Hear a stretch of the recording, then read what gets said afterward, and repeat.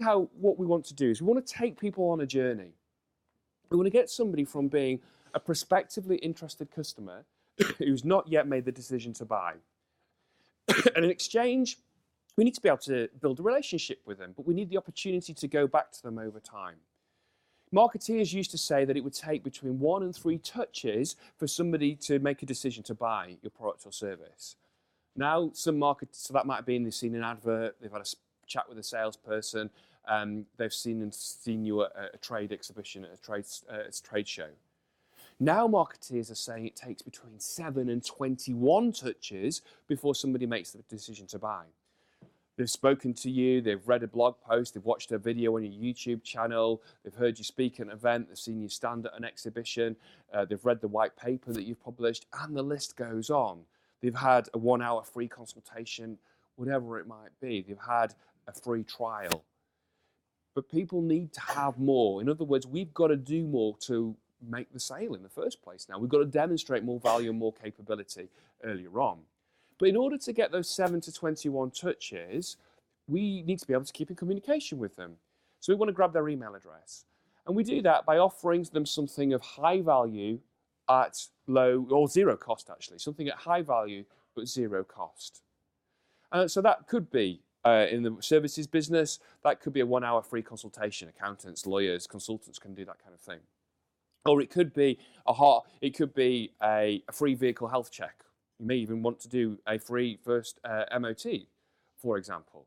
The aim is to give somebody an experience of your product or service at no cost, but it's a high value experience, so you build trust.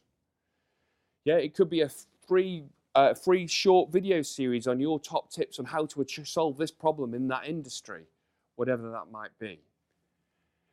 Then over time, you want to be communicating with them and building up, sending out information that adds value. So whether it be articles, whether it be relevant blog posts you've written, whether relevant video content, but stuff that answers the problems that they're grappling with. You deliver some value, you deliver some value, you deliver some value, and then you've earned the right to make an offer. And that first offer may be an unbundled offer. So the trend has been in a lot of larger corporates like the telecoms companies, Sky and O2 and BT and people like that. You know, here's our mobile phone contract and here's our broadband contract, and then you can get your TV package, and if you're lucky, we'll throw the kitchen sink in as well. And you go, wow, that must be a brilliant deal, I'll jump in. So that's a strategy around bundling things. There's also a counter strategy around unbundling, or product splintering, as it's said. So, for example, if you have a music store, music shop, and you're selling musical instruments and you're selling guitars, a product splintered item would be a guitar strings or guitar picks. If you have an element of your product or your service that you can portion off at a lower cost version. Now, the aim is somewhere in the price points between £5 and £50. The pricing is significant here because it needs to be a no-brainer amount. So the functional purpose of this next stage is to convince the people who are not yet convinced to buy into your core offer, but they need to dip their toe in the water. So £5 to £50, so it becomes a no-brainer purchase. And they go, okay, well, I can get that normal product or that normal, normally my MOT is going to be, £97. It's going to be £45. Okay, I get a half-price MOT. Do you know what? I'll give them a go. So they commit to the half-price MOT at £45, but they've got an experience of you by this stage, and they're more likely to buy again. Because once you've got somebody over that psychological hurdle of being a window shopper to becoming a customer, from being a reader to becoming a buyer, once they're over that psychological hurdle, they're more likely to buy again. And we want to make it easy for them to dip their toe in the water and start to buy from us in terms of our product or our service. And then you've got the right to make your core offer, what your core product or service will be. Some people will go straight to your core offer. They're bought into you, what you offer, and you won't need to go through that intermediary stage. But for some people, they'll need some more convincing. And an offer that is a product which is this kind of like a splintered off version of what you offer could be very, very effective and very, very, very powerful in order to take people on that journey. We can do that. We can automate that using software solutions known as autoresponders. Who here has heard of an autoresponder? Okay, probably about 5% of the room, which is pretty typical. So at the basic level, it's if you send an email into a website and it gets an automatic response that says, sorry, out of office hours, we're back in touch with you by 10 o'clock tomorrow morning, that's an automated response. But we can do a number of sophistications with that. So the first level, the basic level, is email broadcast tools like MailChimp, for example, and Constant Contact, where you can broadcast this content, this information out to your marketing list. You don't want to use Outlook or Gmail or anything like that, because your internet service provider will just think you're a spammer, and your deliverability rates will drop through the floor in terms of those emails. So tools like MailChimp and Constant Contact can help. The next level, you can go to paid solutions like Aweber, for example, where you've got some greater structure around that, and even more sophisticated tools like Infusionsoft and HubSpot, a massively growing entrant in the UK market, and internationally, HubSpot, which should not only enable you to create sequences of emails that go out over a period of time, but they also have a CRM system built in them and an e-commerce capability. So the idea is you pre-program this series of emails that have the value bits, the value, 3 lots of value, then you've earned the right to make an offer. Yeah? The offer could be your unbundled or your product splintered offer, then some more value, and then you've earned the right to make an offer to your core product or service. It's not enough. Two things you don't want to do is just make offers all the time, because you will burn your list, as it's known. Nor do you just want to keep adding value all the time, because people get bored of you. You want to add value so that you've earned the right to make the offer, so that you can trade with them. And let's be honest, if you're proud about your product or your service, if your product or your service makes a difference in the marketplace, it's absolutely right that you should be sharing that product or service with people where it will make a difference. Yeah, we shouldn't be shy of sharing what the difference that our product or our service will make to your customer base, your prospective customer base.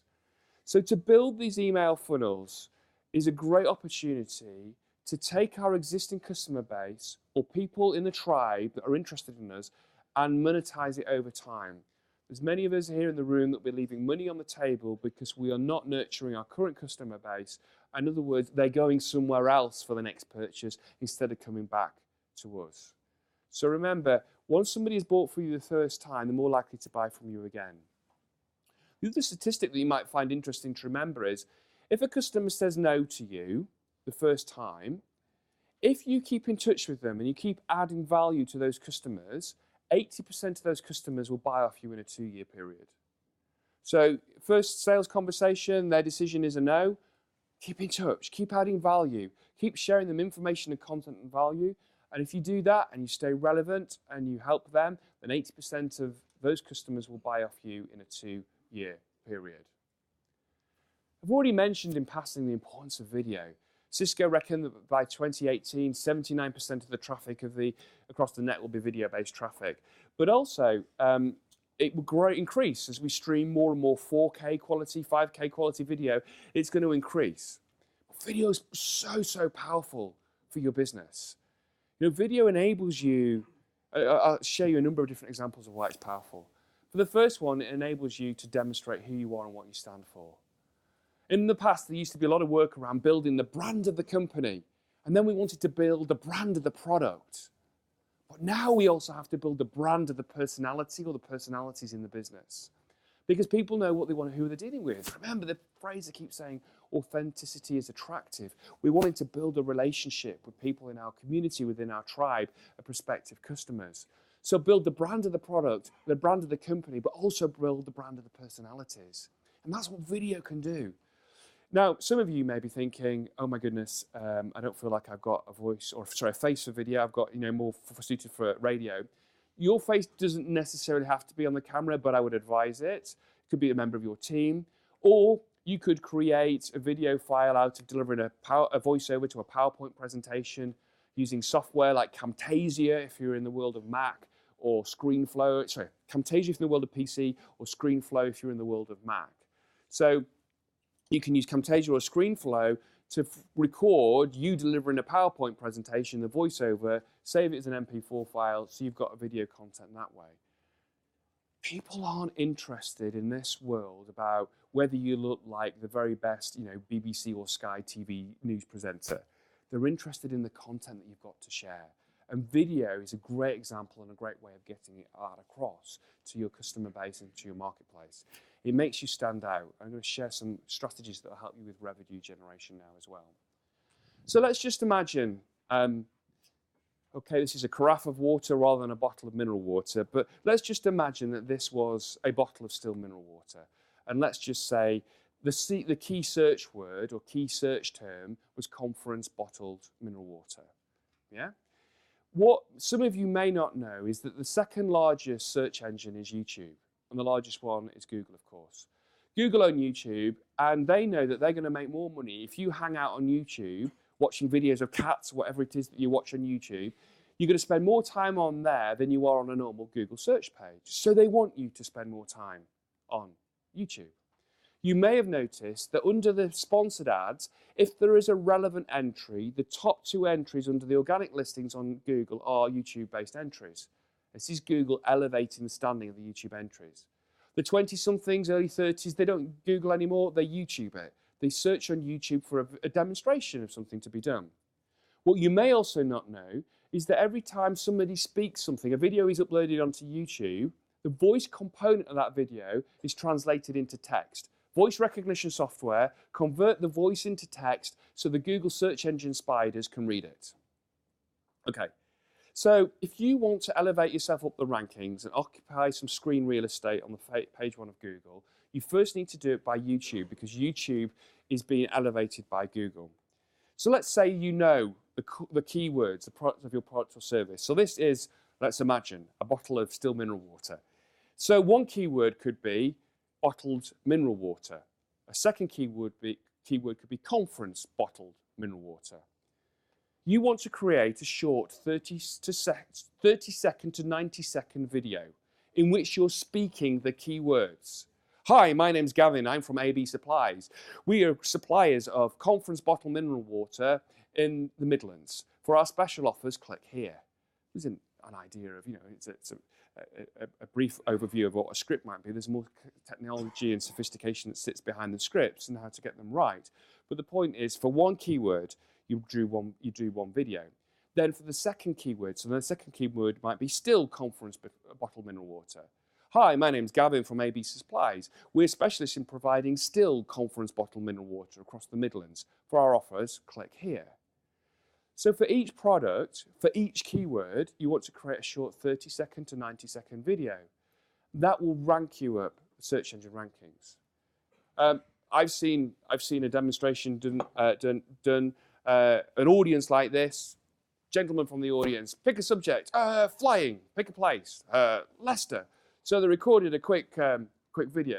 Hi, my name's Joe from Leicester Flying School. Come down for our 1 hour free lesson. 1 hour free lesson. Lead magnet there at the bottom end of their product staircase. So that was uploaded onto YouTube. It was tagged flying, Leicester, uploaded. 2 minutes later, it was refreshed, bang, to #1 on YouTube, and that will soon go across onto Google. The opportunity to occupy screen real estate on YouTube and then on Google is massive. But let me give you a very recent case study. A friend and peer of mine who is my secret weapon of some of these more advanced strategies in terms of online and digital marketing shares a story of one of his clients. One of his clients is in the floor cleaning business. And this floor cleaning, and he traditionally only worked for small businesses and small business contracts. And my friend who has this client said to him, where are the big floors where you operate? And he operates in south of Scotland. He said, the hospitals. I want to get into the hospitals. What is the floor covering? The technical name of the floor covering. Now, I'm not an expert in floor covering, so if I pronounce this wrong, I apologize. Anyway, so he said it's marmoleon floor cleaning or marmoleon floor covering. So he created this video. Hi, my name's Tom. My name's Tom. I run such and such a business. We're specialists in marmoleon floor covering and cleaning marmoleon floors in hospitals. And here's my top 3 tips about what you need to do to really protect and look after your marmoleon floor and also pass your health and safety audits in terms of cleanliness and infection rates. So he put these videos and put several of them up onto YouTube. He also syndicated, he put those videos also on Vimeo, on Dailymotion. So when you searched on Google for marmoleum floor covering, the front page, about 75% of the front page of Google was this video on different platforms of him giving advice about marmoleum floor covering. He gets a call. The buyer, one of the buyers in the NHS Trust, had been searching for someone that can help them with marmoleum floor covering. This guy was the only guy that had his video up there, and he appeared. And he went to see his chief buyer, the boss, and said, I found this guy, his video is amazing. And his boss has said, I've been watching them too. This guy knows his stuff. Before he knew it, he got a 35 grand contract, his biggest contract to date, and that's growing and growing and growing, and he's expecting that to go upwards towards £100,000 worth of business from this one strategy, which is business to business, as opposed to, you may think it works business to consumer. Another organisation, here a story, they do security equipment, high-end security cameras. And a gentleman came to Nottingham and he told me the story that they had a line of security cameras that they just weren't able to sell. So he went down to the guy in the warehouse and he said to him, let's just discount this line so we can get rid of them. And the young lad in the warehouse said, no.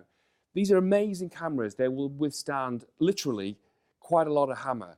He said, I'm going to get the camera out and I'm going to show me, giving the camera the good news with a hammer.